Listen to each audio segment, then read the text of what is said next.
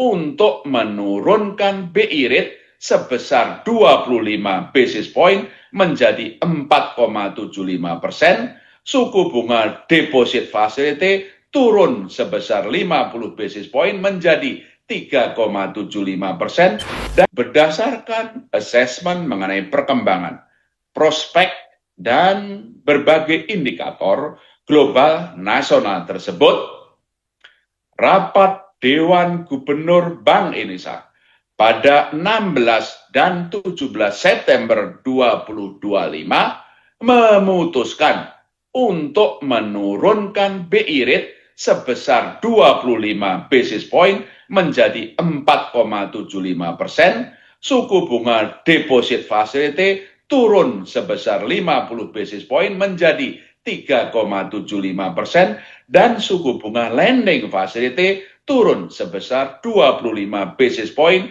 menjadi 5,50%.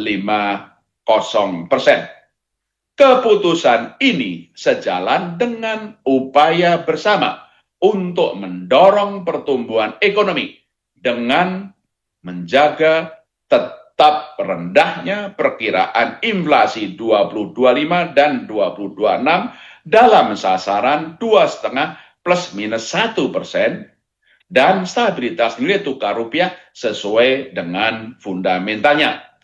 Kedepan, Bank Indonesia akan terus mencermati prospek pertumbuhan ekonomi dan inflasi dalam memanfaatkan ruang penurunan suku bunga BI rate dengan mempertimbangkan stabilitas nilai tukar rupiah.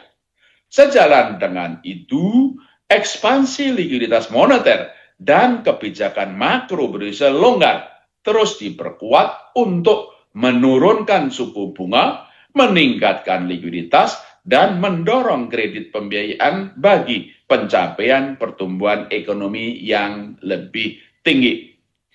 Kebijakan sistem pembayaran tetap diarahkan untuk turut mendorong pertumbuhan ekonomi melalui perluasan akseptasi pembayaran digital, penguatan struktur industri sistem pembayaran, dan penguatan daya tahan infrastruktur sistem pembayaran.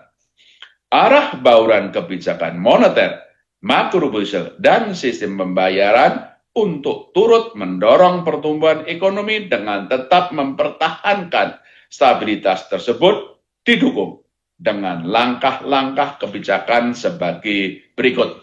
Pertama, penguatan strategi operasi moneter pro market guna makin memperkuat efektivitas transmisi penurunan suku bunga, peningkatan likuiditas, dan percepatan pendalaman pasar uang dan pasar falas dengan menyesuaikan struktur suku bunga instrumen moneter dan swap falas sejalan dengan ekspansi likuiditas moneter dan untuk mempercepat efektivitas penurunan suku bunga deposito dan kredit perbankan.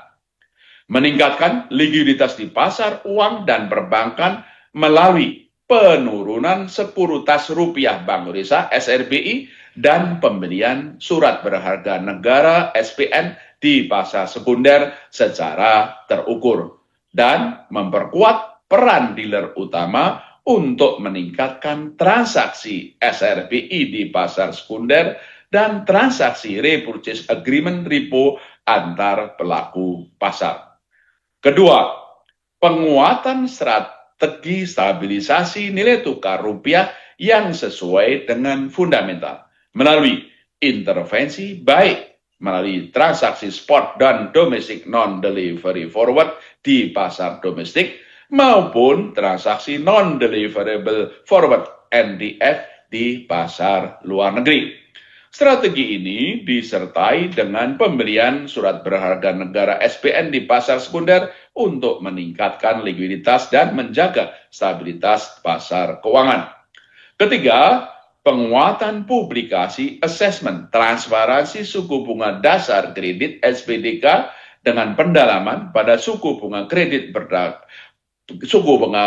berdasarkan sektor prioritas yang menjadi cakupan kebijakan insentif likuiditas makro berisiko KM sebagaimana terlihat pada lampiran 1. Keempat, peningkatan akseptasi digital melalui penguatan implementasi kerjasama kris antar negara dan kris tanpa pindih, kris TAP, dan penguatan dan perluasan kerjasama internasional di area kebank sentralan, termasuk dengan memperkuat konektivitas sistem pembayaran dan transaksi menggunakan mata uang lokal, local currency transaction, serta memfasilitasi penyelenggaraan promosi investasi dan perdagangan di sektor prioritas bekerja sama dengan instansi likuiditas.